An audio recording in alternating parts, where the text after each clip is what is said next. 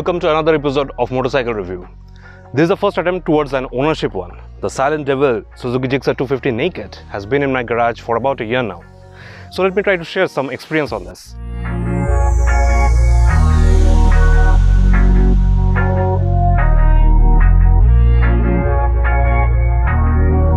This is the BS4 model. I have checked. The BS6 model doesn't have a lot of difference other than the obvious emission standard, and I heard there is some BS6 sticker somewhere. The handlebar and the riding stance are the main reasons I upgraded from the Apache 200, and these have much higher sim terms to stay with us in the long run.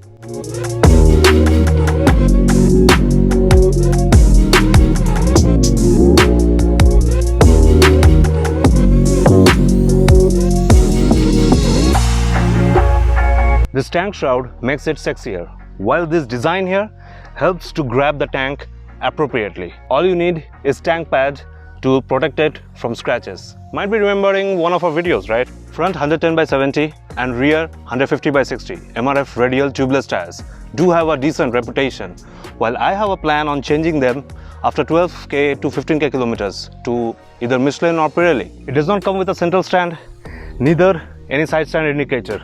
This is sometimes very annoying. At least it should have some kind of intelligence to indicate that. It's a very common technology now.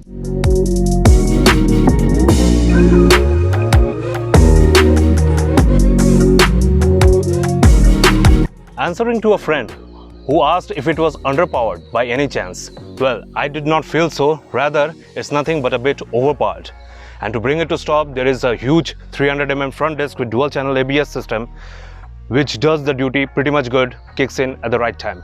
We still prefer the BMW ABS system, which is a bit smoother and more progressive. The clutch is pretty much on the harder side. I did not like it, and it will pain when you are riding in traffic conditions for a long time. I miss a proper windshield here.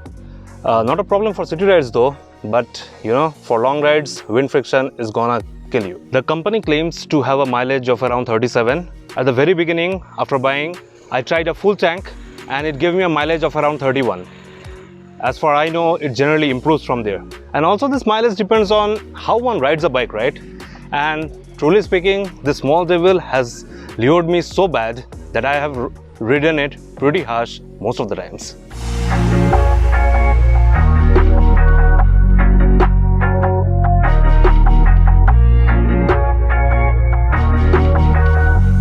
This is definitely the least vibrating machine I have owned. Well, come on, I cannot deny the vibrations of our GS. Certain vibrations are felt through the handlebar and foot pegs around 6k RPM, but it soothes down after that. And definitely you cannot push it beyond 9k. So all these configurations make this bike a pretty strong one in the mid-range.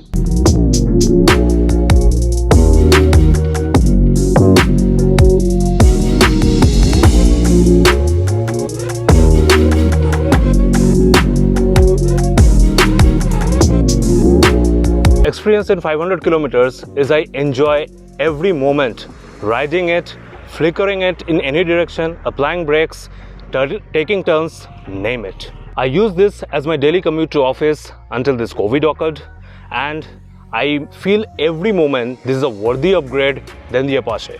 While buying this, we test rode the FZ25 as well, and I found that I had to lean forward pretty much like the Apache. And also it felt a bit boring in pickups. Well, the numbers speak for themselves. It is 26.5 HP against FZ25 21 HP. In the Apache 200, the seats in this area, the front, was a bit wider, and it was such design that it will not allow your legs to travel straight towards the ground. Both have a seat height of 800 mm, but with help of Bedastry, I found out that it's not always the figures that explain. The seat height is 800 mm against 795 on the FZ25. But the moment you sit on it, you get absorbed and synced in, and your legs touch the ground comfortably. Finally, the point that everyone worries about is the price. Well, it cost me 2,05,000 on road in Bangalore, and with the discounted accessories, it cost me 2,07,225 to be exact. Handle grip cover, seat cover, Teflon coating, they will fit the number plate at no extra cost. This is an amazing bike for riders covering a good range of heights, and a definitely fantastic beginner's choice for sure. He missed out telling you that I am the main reason he selected this bike.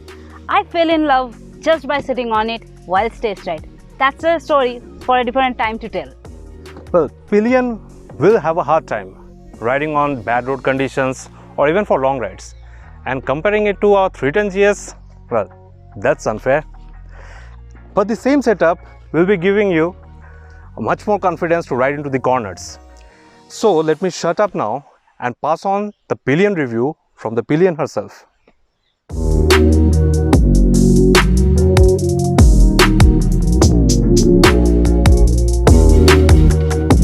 I think you mentioned earlier that the pillion seat is much smaller than FZ25 which we test drove. Agree to that. But obviously in my experience, less comfortable than GS. But it would be unfair to compare it to an adventure tourer. But taking it as a roadster or a street fighter model, I think pillion comfort is just fine. It was much cushiony had we not asked the showroom to put on the seat covers. We will ask them to remove it when we'll visit for next servicing. The leg position and the grab rail serves the purpose good, but since I am accustomed to GS, it becomes really uncomfortable after 50 kilometers.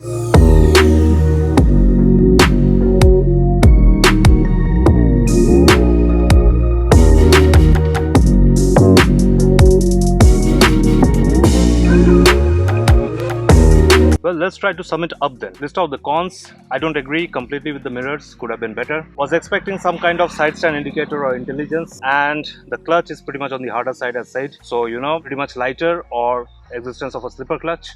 Everything else is a pro for it. The riding feeling is close to twin of our baby, the G310R. So combining all of this, I would be giving a 8 out of 10 to this silent devil beast, whatever you might say. What about you? Take my rating as 6 from pillion point of view.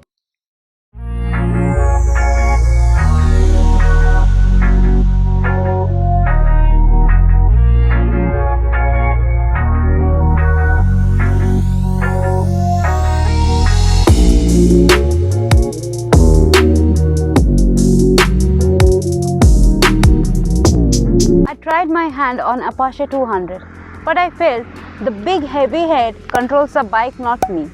So lost any urge to learn to ride a bike. As for this, the riding posture, the braking confidence and ABS kicking and 2 good suspension is just so immaculate. As a complete beginner, the only thing is you have to tame 26.5 HP through your throttle. Rest, needless to say, this darling here changed my life. I don't know how to ride a bike yet. A very long thirst of being able to ride a bike came to life, accompanied by Pratya's strict guidance and encouragement.